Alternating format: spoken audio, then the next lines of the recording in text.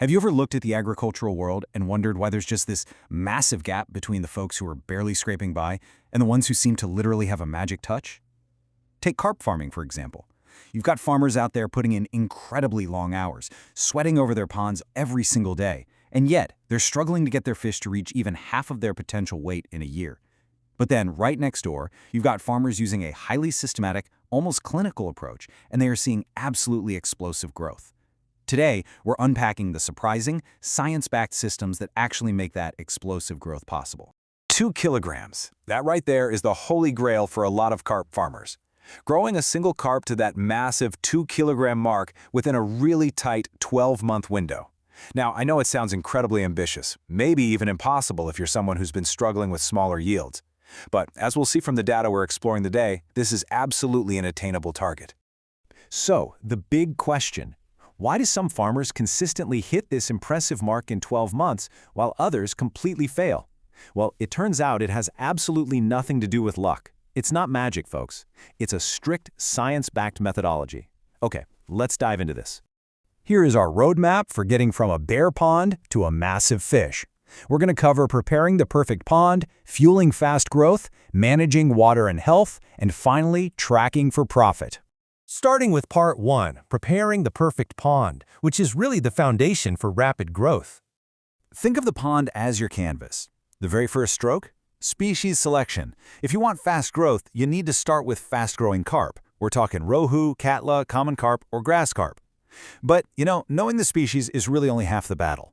Purchasing healthy fingerlings, those are the young fish, from reliable hatcheries is absolutely vital. If you start with poor quality seed, you've pretty much capped your growth potential before the fish even hit the water. It's a completely non-negotiable starting point. Now, there's this massive misconception out there that you can just toss fish into a puddle with some food and watch them grow. But in reality, pond preparation is just as critical as the feed itself. You have to actively remove unwanted predators, dry the pond out entirely whenever you can, apply lime that's tailored to your specific soil, and fertilize, all before a single carp is ever introduced. You aren't just filling a hole with water, you are building an entire ecosystem from the ground up. It's human nature, right, to think that stuffing more fish into a pond yields more profit. It's kind of like overfilling your plate at an all-you-can-eat buffet, but science tells us the exact opposite. Now, what's really interesting here is that when you overstock, you trigger high competition for feed. Oxygen levels absolutely plummet, and growth basically grinds to a halt.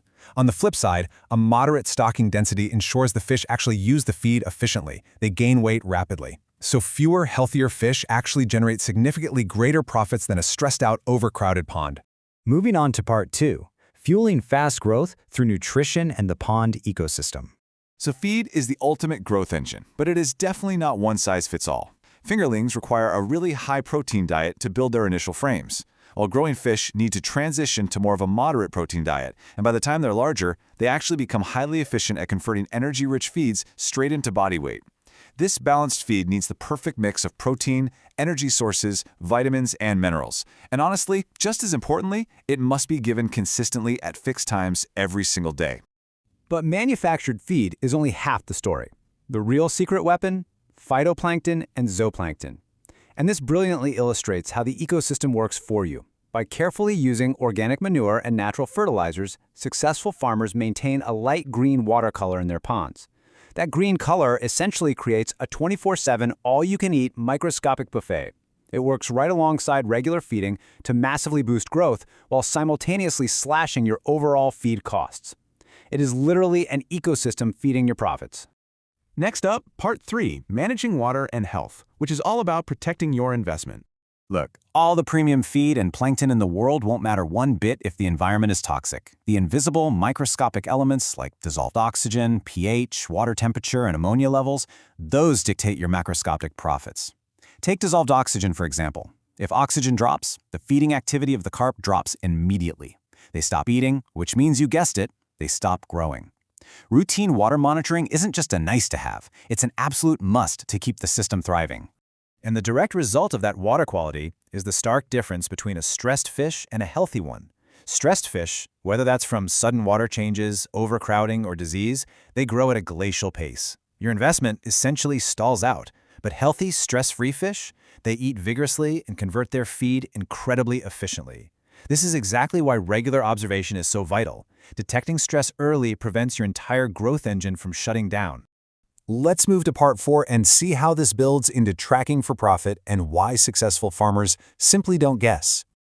Systematic farming means entirely abandoning guesswork in favor of rigorous data collection, consistently tracking things like average weight, feed consumption, survival rate, and overall growth performance. That allows farmers to adjust on the fly. The farmers hitting that 2-kilogram mark, they are out there every single month sampling their fish. If growth is lagging, they know about it immediately and they fix it. This lets them maximize production and completely avoid wasting money on feed that isn't actively converting to weight. Finally, part 5, the results. Profitable, systematic carp farming.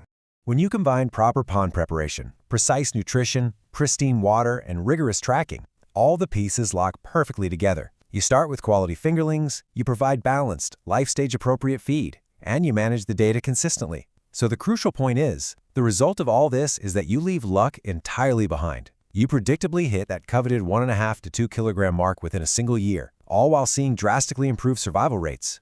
As we wrap up today's explainer, I want you to consider this.